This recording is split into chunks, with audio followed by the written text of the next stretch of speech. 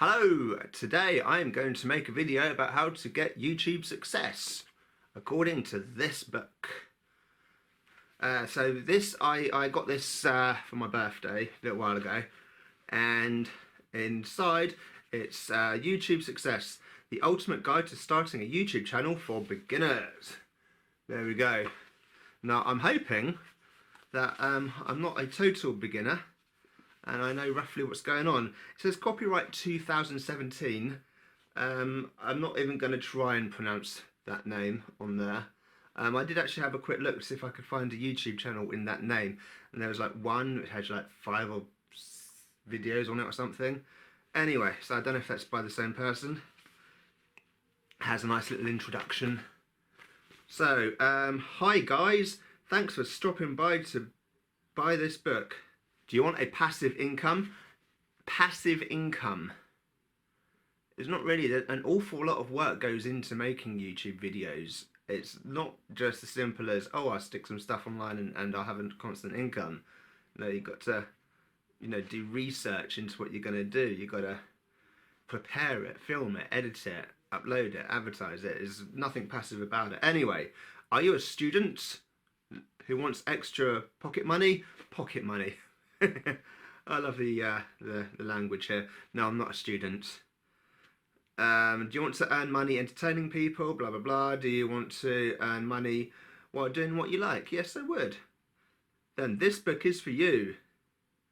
Even if you don't fit into one of the above questions. Basically, he's just saying this book is for you. So, I should point out, I've had a quick browse through this. It's got a table of contents there. And although it tells you how to get the channel started, it doesn't actually tell you how to make money by linking the your YouTube account to AdSense or partnering with anyone. Mine is, I can't remember how I did it, it was so long ago. I think you have to go to the AdSense thing or YouTube and you get like a reference number and you have to copy and paste it or something. I can't remember, it was a while ago. It's changed since then anyway. And plus, this book is copyright 2017, and as I said, I've only had a quick flick through it. There's no mention of any adpocalypse or what you can and can't put in tags and what might get demonetized. So anyway, let's move on to what it says. Define the purpose of your channel. That's very good. My channel, its purpose is for me to make videos. It has no real direction. The reason, I'm not going to read out the whole lot, just the highlights.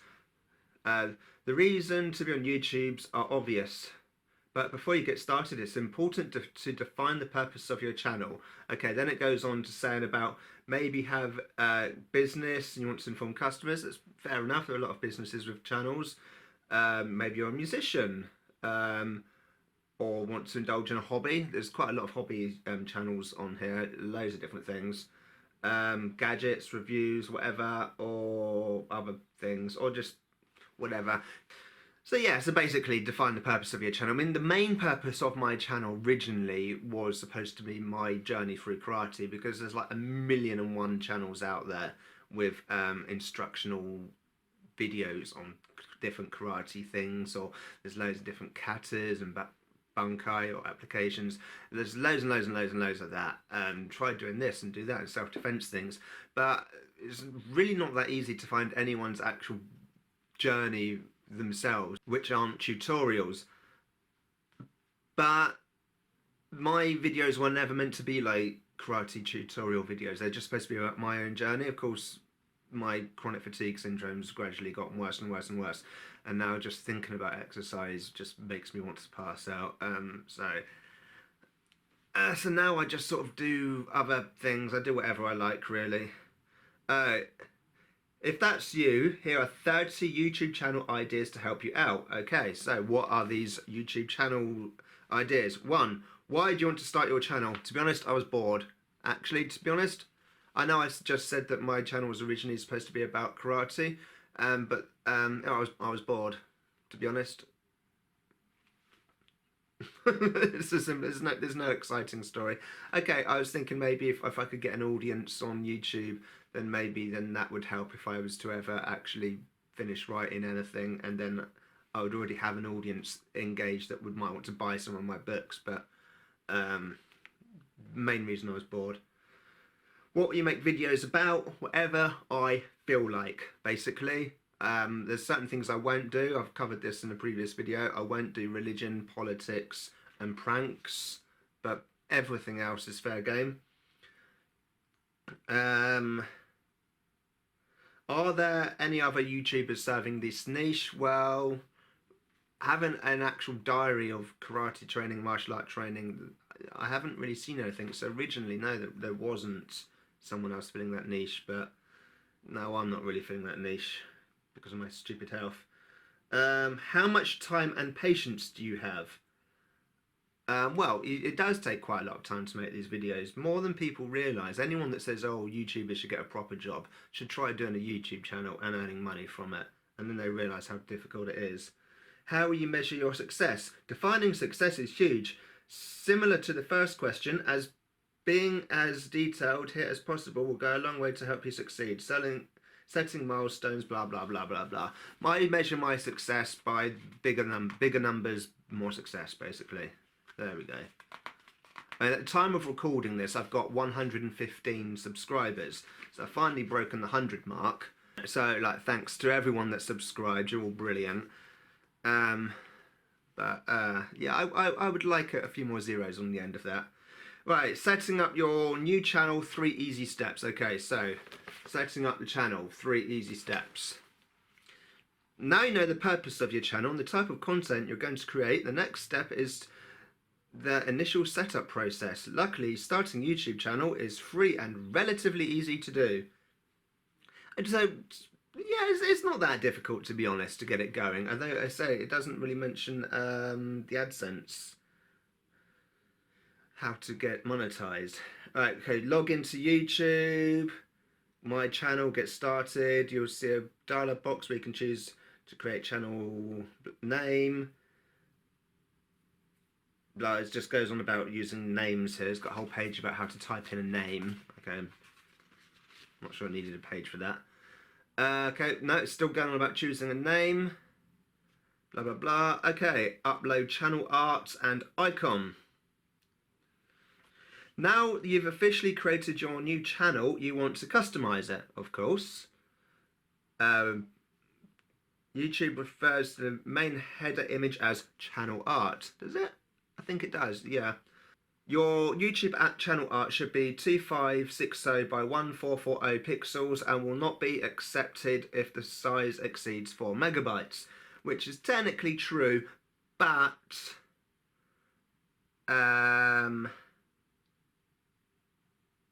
it doesn't really go into details about this. Okay, it does mention a bit here. Okay, it goes on about the YouTube channel art template. This will use guidelines. The template is quite important. I use the template. Buy a channel art design template for a few bucks. What's it going on about? You can get the template for free. You just go into the help section of YouTube, or go onto the channel art bit, and then you click template, and then you just get a picture. You just download the template. That's what I do. So I'm now quickly going to cut away and show you how my current channel art is made. Right, for various reasons which I won't bore you with, I was unable to get a video screenshot of me making the channel art, so instead I've basically just put some pictures in. Start out with the green background and then the template, and I put it on there together, and then basically I add in the pictures. I like to have like a hazy effects on the edges so it's not a harsh line.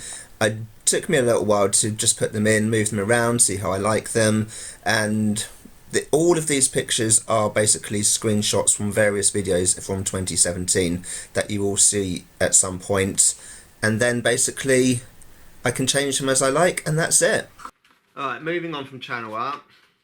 How to create videos that your audience wants to watch. Now, to be honest, I've made videos which I thought were going to do well and have totally bombed, and other videos which I kind of just made as a joke have done really well. Like on my channel at the moment, how to eat Marmite is the most successful video on my channel. How to use a bow staff for beginners is fast catching up, but at the time of recording, it's the Marmite video. And I didn't expect that video to do well, to be honest. In fact, it sat on my channel for 3 months doing absolutely nothing. It did literally nothing. And then one day I was like, oh, it's got lots of views. And then suddenly the views just kept pouring in. It's like, what is going on? How to create what your audience will watch. Since you just started new to YouTube, you're probably so excited that your head is spinning out of control with fresh video ideas. Okay, I did have a few more ideas at the beginning than I do now. That's only fair. But I was never spinning. That's great, but before you spend all your time and effort it takes to create I can't read. That's great, but before you spend all the time and effort it takes to create, edit and upload a video, it's a good idea to do a little research first. Okay, so you've noticed this book is contradiction itself. At the beginning it says, would like a passive income, as if you're not doing anything, and already it's going on about, do you have the patience and the time and effort? So it is kind of implying that it isn't passive. Use Google to find out exactly what videos you should create for your audience. I just do what I like. There are lots and lots and lots of videos out there where people tell you what to do, and everyone that's successful will say the same thing. Do what you want to do. Do what makes you happy. Do what you enjoy. They all say the same thing. Don't try and pander to a particular audience. Okay, so I might have, there are people who maybe have videos which are aimed at more younger people or more older people, whatever, but the key is do what you want. Don't just constantly try and do it anyway. It goes on about doing research. Google has a few easy tools that will blatantly tell you what your audience is watching. Okay, I mean, there's analytics on YouTube that tell you, and you can get a rough idea of, male, female, age range of who's watching what. I'm not really fussed who watches my videos as long as they're being watched. I do have a slightly higher ratio to male to female watching my videos, but most, to be honest, if you look at the analytics, most of the people that watch my videos are male and about my age. So there we go. Then they go Google Trends, goes on about Google Trends, filters. Just do what you like, do what makes you happy, okay? If it's good, people will watch it. How to create the best video quality for YouTube without breaking the bank. Okay, and again, it's I thought we're supposed to be passively earning, and now we're worried about breaking the bank. So it goes on about video cameras. Unless you're strictly making screencast videos, you're going to need a camera to record video. Oh my god, this book tells you you're going to need a camera to record video.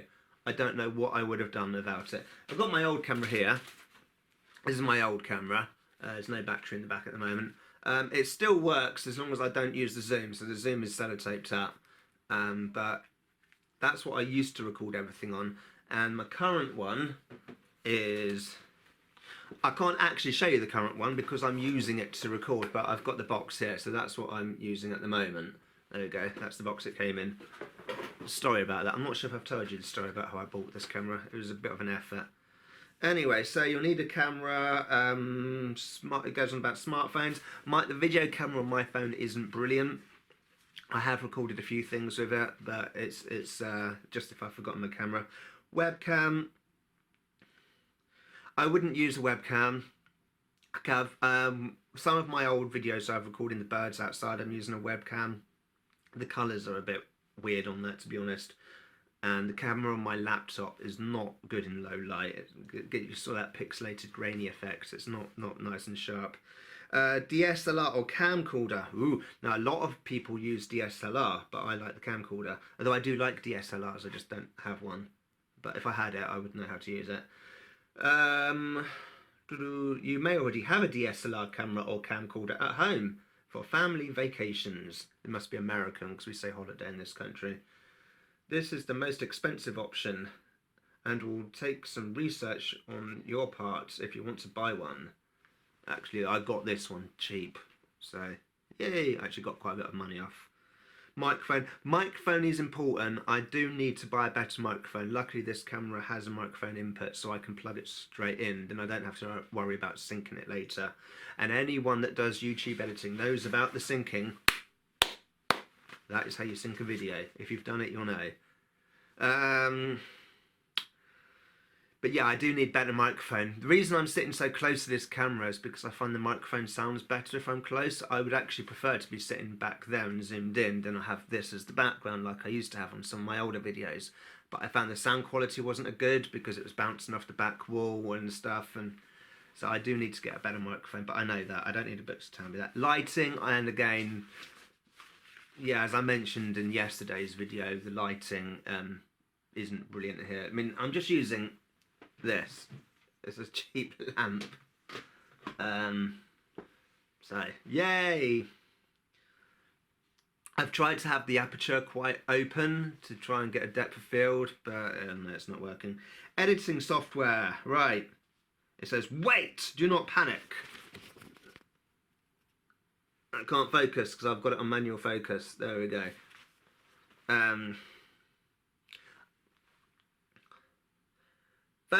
Many first-time video creators will get a little nervous and overwhelmed when they see all the different options editing software, and if that wasn't enough, they have to figure out how to use the only.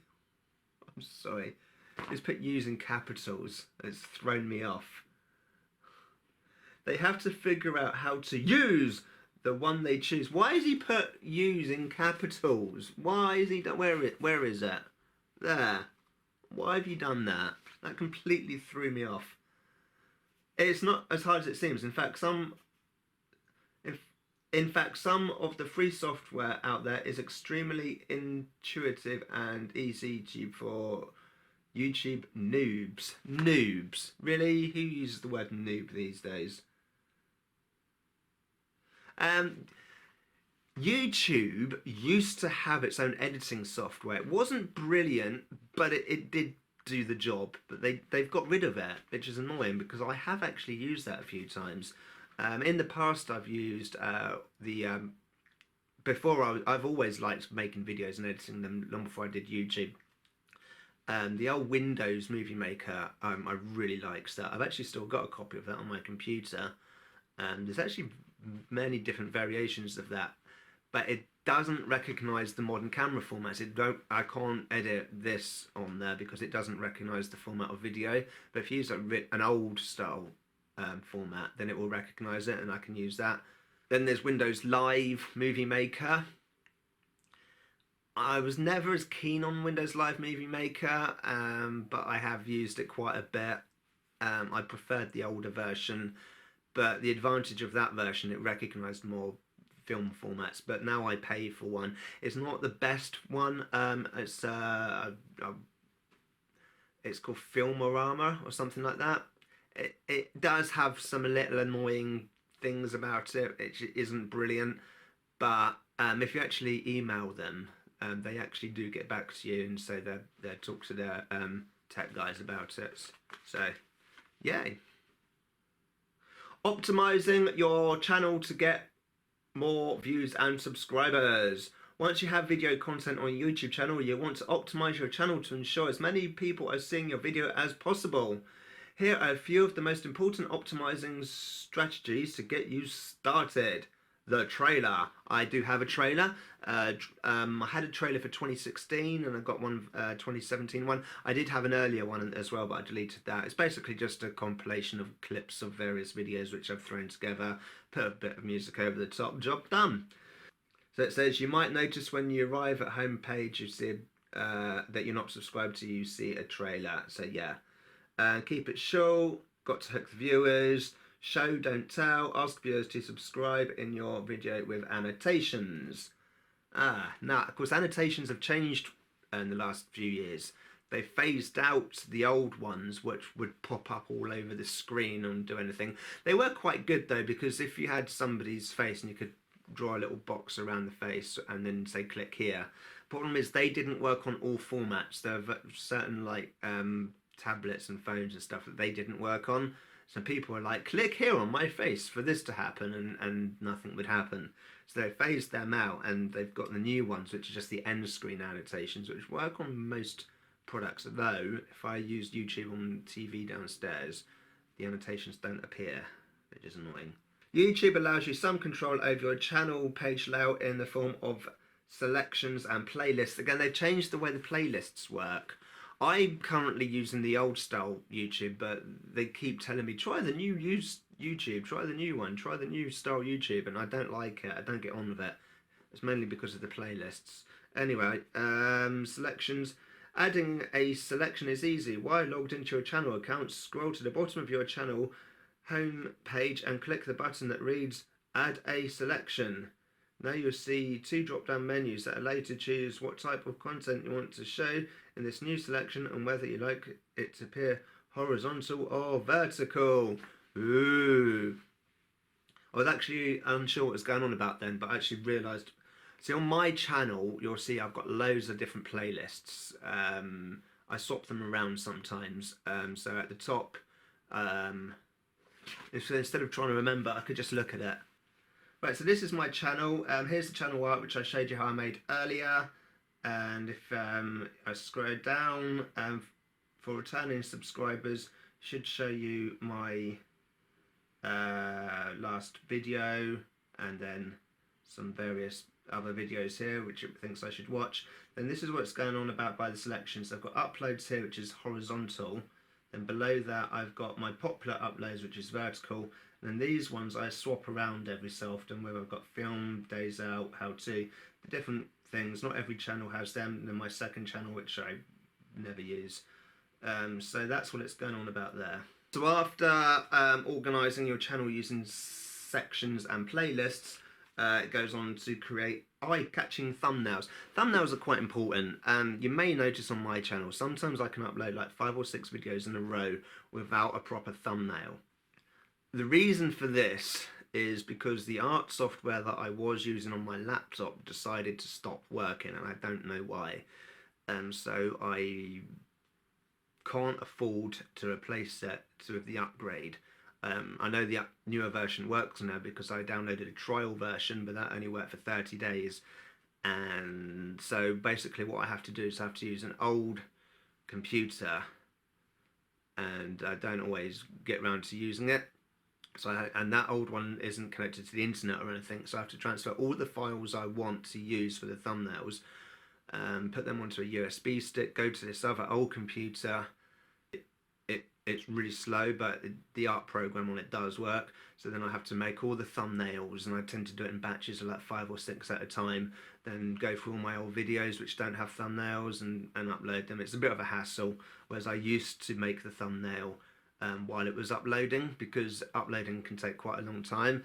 So while the video was uploading, I'd make the thumbnail and then upload the thumbnail at the same time. But I'll get it sorted out eventually. It's just I don't really want to spend out money on an art program when I do have a solution. It's just not a brilliant one.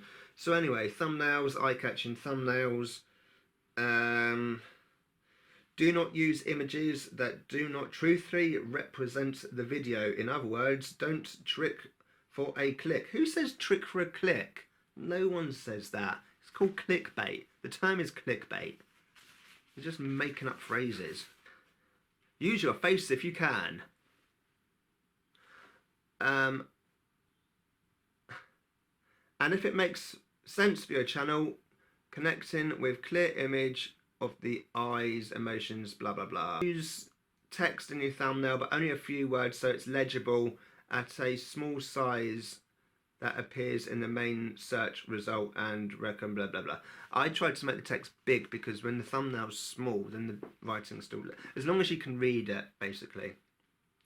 Titles, description, tags, these are the most critical aspects of optimizing your video on YouTube because they are directly responsible for search ranking and placement in the first 24 hours of posting your video. I thought it was something like the first 3 hours, to be honest, not 24 hours. If the video's not doing well within 3 hours, it's pretty much screwed. You put your titles in and how to word it to be catchy. It's all about catchy, getting people's attention. Goes on about descriptions, blah blah blah. It's going to take advantage of the description. The first 2 lines show up in Google. the first two lines show up in Google search results. Okay, some people may not know that. Some people, I have seen this, they put all this stupid technical jargon about their channel at the top, and then about the video underneath, which is daft, because if you're searching for it, it's the top bit that grabs it. Then you can put all the other junk down below, like what camera you use. Tags, yeah, use tags, important. Type of stuff in. And then it says thank you. Oh, it says here you can use a thing called vidIQ, which I use. I use the vidIQ extension, and I use the Social Blade extension on mine on Google Chrome, because it gives you lots and lots of extra information about the channels that you're watching and the videos. It's just interesting stuff. So yeah, that is this book. But as I said, it doesn't mention anything about the how to actually monetize your adverts. I mean, that's all very well to get the channel going. There's nothing on there that tells you how to monetize it. Doesn't tell you how to get any partners. Doesn't tell you about the adpocalypse, what you should and shouldn't put on the tags. Doesn't tell you about having videos reviewed if they come up with demonetization, and it doesn't tell you about copyright things and stuff like that. And I was reviewing that book. I'm hoping, you know, that I can get away with that, because that was a review under fair use and the video slightly transformative, so I can get away with it. But it doesn't mention anything about just ripping people off. So yeah, you've got to be careful about things like that. There's a big thing about it a few years ago. People just doing reaction videos and they're just sitting there doing nothing while the main video played in the corner of the screen, and it was unchanged, untransformative. Also, doesn't warn you about copyright strikes of music. There's different things. You might just get you might just get the video demonetized, or the owner of the music might put adverts on your video, and a strike process. I mean, I know it says it's for beginners, but the point is, at the beginning of the book, it specifically says, do you want to earn an income? And it doesn't tell you how to do that. Because if you do everything that book says, you might get 1 million views on your videos, but you're not going to earn a penny because they're not monetized. So, anyway, all in all, a nice little book. Alright, so if you like this, I think this video went on much longer than I thought it was going to. Give me a thumbs up, and I will see you next time. Bye.